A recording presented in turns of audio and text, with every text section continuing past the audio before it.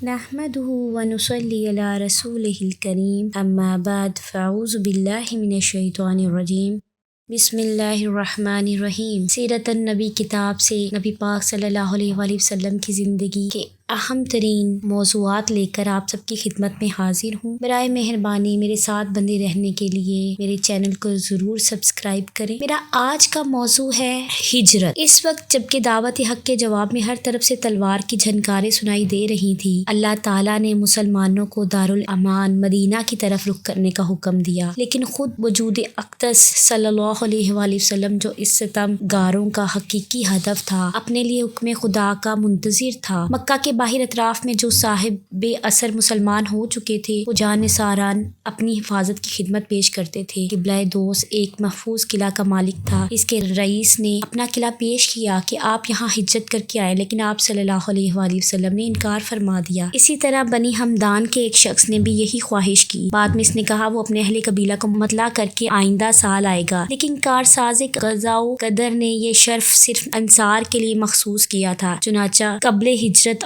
حضرت صلی اللہ علیہ وسلم نے جو خواب دیکھا کہ دارالہجرہ ایک پر باغ و بہار مقام ہے، خیال تھا کہ وہ یمامہ یا حجر کا شہر ہوگا، لیکن وہ شہر مدینہ نکلا۔ نبوت کا 13واں سال شروع ہوا اور اکثر صحابہ رضی اللہ تعالیٰ عنہم مدینہ پہنچ چکے، تو وحی الہی کے مطابق حضرت صلی اللہ علیہ وسلم نے بھی مدینہ کا عزم فرمایا۔ یہ داستان نہایت پر اثر ہے اور اسی وجہ سے امام بخاری رضی اللہ تعالیٰ عنہ نے باوجود اختصار پسندی کے اس کو خوب پھیلا کر لکھا اور حضرت عائشہ رضی اللہ تعالیٰ عنہ کی زبانی لکھا ہے۔ حضرت عائشہ گو اس وقت 7-8 برس کی تھیں، لیکن ان کا بیان در حقیقت خود رسول اللہ صلی اللہ علیہ وآلہ وسلم اور حضرت ابو بکر رضی اللہ تعالیٰ عنہ کا بیان ہے کہ انہی سے سن کر کہا ہوگا۔ ابتدائی واقعہ میں بھی وہ خود بھی موجود تھیں۔ قریش نے دیکھا کہ مسلمان مدینہ میں جا کر طاقت پکڑے جاتے ہیں اور وہاں اسلام پھیلتا جاتا ہے، اس بنا پر انہوں نے دارالندوہ میں جو دارالشورا تھا اجلاس اعلان کیا کہ ہر قبیلہ کے رؤسا یعنی عتبہ، ابو سفیان وغیرہ وغیرہ یہ سب شریک تھے۔ لوگوں نے مختلف رائے پیش کی۔ آپ نے کہا محمد صلی اللہ علیہ وسلم کے ہاتھ پاؤں میں زنجیریں ڈال کر مکان میں بند کر دیا جائے۔ دوسرے نے کہا جلا وطن کر دینا کافی ہے۔ ابو جہل نے کہا ہر قبیلہ سے ایک شخص کا انتخاب ہو اور پورا مجمع ایک ساتھ مل کر تلواروں سے ان کا خاتمہ کر دے، اس صورت میں ان کا خون تمام قبائل میں بڑھ جائے گا اور آل ہاشم اکیلے تمام قبائل کا مقابلہ نہ کر سکیں گے۔ اس اخیر رائے پر اتفاق ہوا اور جھٹ پٹ سے آ کر رسول صلی اللہ علیہ وسلم کے آستانہ مبارک کا محاصرہ کر لیا۔ اہل ارض زنانہ مکان کے اندر گھسنا معیوب سمجھتے تھے، اس لیے باہر ٹھہرے رہے کہ حضرت صلی اللہ علیہ وسلم نکلے تو یہ فرض ادا کیا جائے۔ رسول صلی اللہ علیہ وآلہ وسلم سے قریش کو اس درجہ عداوت تھی، تاہم آپ صلی اللہ علیہ وسلم کی دیانت پر اعتماد تھا کہ جس شخص کو کچھ مال یا اسباب امانت رکھنا ہوتا تھا آپ ہی کے پاس لا کر رکھتا تھا۔ اس وقت آپ کے پاس بہت سی امانتیں جمع تھیں۔ آپ کو قریش کے ارادہ کے پہلے سے خبر ہو چکی تھی، اس بنا پر حضرت علی رضی اللہ تعالیٰ عنہ کو بلایا، فرمایا کہ مجھ کو ہجرت کا حکم ہو چکا ہے، میں آج مدینہ روانہ ہو جاؤں گا، تم میرے پلنگ پر میری چادر اوڑھ کر سو رہو،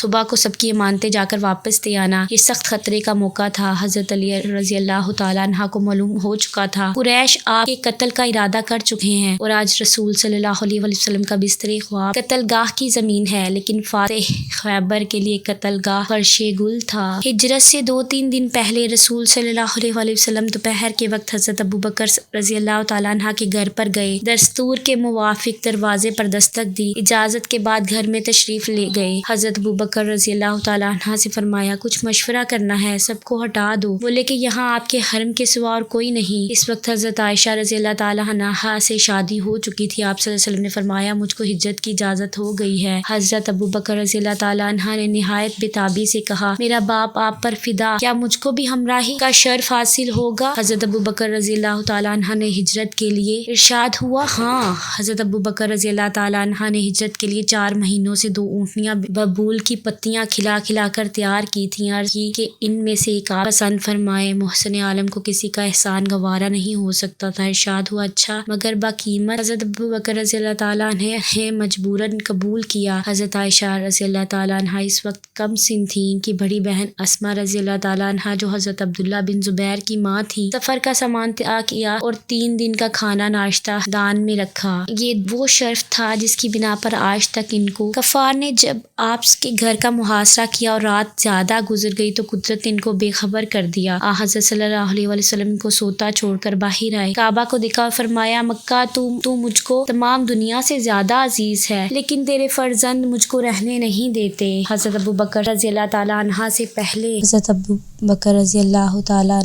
پہلے قرارداد ہو چکی تھی۔ دونوں صاحب پہلے جبل سور کے غار میں جا کر پوشیدہ ہوئے۔ یہ غار آج بھی موجود ہے اور بوسہ گاہ خلائق ہے۔ حضرت ابوبکر رضی اللہ تعالیٰ عنہ کے بیٹے عبداللہ جو نوخیز جوان تھے، شب کو غار میں ساتھ سوئے۔ صبح منہ اندھیرے شہر چلے جاتے اور پتہ لگاتے کہ قریش کیا مشورہ کر رہے ہیں۔ جو کچھ خبر ملتی شام کو آ کر حضرت صلی اللہ علیہ وسلم سے عرض کرتے۔ حضرت ابوبکر رضی اللہ تعالیٰ عنہ کا غلام رات گئے بکریاں چرا کر لاتا اور آپ صلی اللہ علیہ وسلم اور حضرت ابوبکر رضی اللہ تعالیٰ عنہ ان کا دودھ پی لیتے۔ 3 دن تک صرف یہی غذا ہی۔ لیکن ابن ہشام نے لکھا کہ روزانہ شام کو اسما گھر سے کھانا پکا کر غار میں پہنچا آتی تھی۔ اسی طرح 3 راتیں غار میں گزری۔ صبح کو قریش کی آنکھیں کھلیں تو پلنگ پر حضرت صلی اللہ علیہ وسلم کی بجائے حضرت علی رضی اللہ تعالیٰ عنہ تھے۔ ظالموں نے ان کو پکڑا اور حرم میں لے جا کر تھوڑی دیر محبوس رکھا اور چھوڑ دیا۔ پھر حضرت صلی اللہ علیہ وسلم کی تلاش میں نکلے، ڈھونڈتے ڈھونڈتے غار کے دہانہ تک آ گئے۔ آہٹ پا کر حضرت ابوبکر غمزدہ ہوئے اور حضرت صلی اللہ علیہ وسلم سے عرض کیا کہ اب دشمن اس قدر قریب آ گئے ہیں کہ اگر آپ اپنے قدم پر ان کی نظر پڑ جائے تو وہ ہم کو دیکھ لیں گے۔ آپ صلی اللہ علیہ وسلم نے فرمایا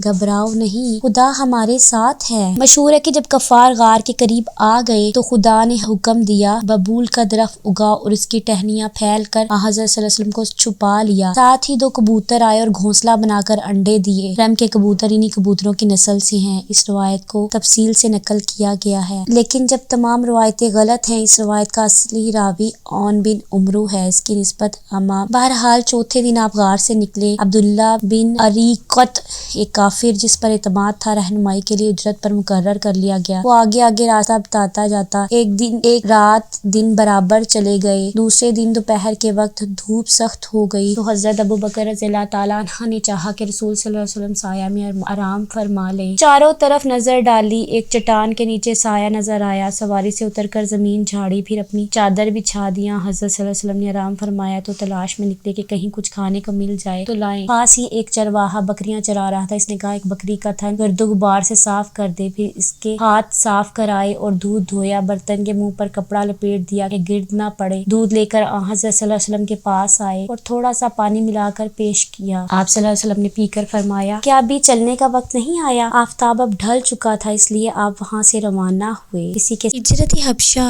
سے ہم کیا سیکھتے ہیں اپنی زندگیوں میں؟ جس طرح سے حضرت علی رضی اللہ تعالیٰ عنہ اور حضرت ابوبکر صدیق رضی اللہ تعالیٰ عنہ نے اپنی جان کی پرواہ کیے بغیر اور سختیوں کو جھیل کر اپنے دوست پر اپنی جان نثار کر دی، تو ہمیں سمجھ آتا ہے کہ جب آپ کا دوست حق پر ہو اور مصیبت میں ہو، اسے آپ کی ضرورت ہو، آپ کا ساتھ چاہیے، تو اس وقت آپ کو دریغ نہیں کرنا، کسی بھی حد تک اس انسان کا ساتھ دینے کے لیے دریغ نہیں کرنا، بشرطے کہ وہ شخص حق کی جنگ لڑ رہا ہے۔ ساتھ میرا آج کا موضوع اختتام پذیر ہوتا ہے۔ کل نئے ٹاپک کے ساتھ آپ سب کی خدمت میں حاضر ہوں گی، تب تک کے لیے اللہ حافظ۔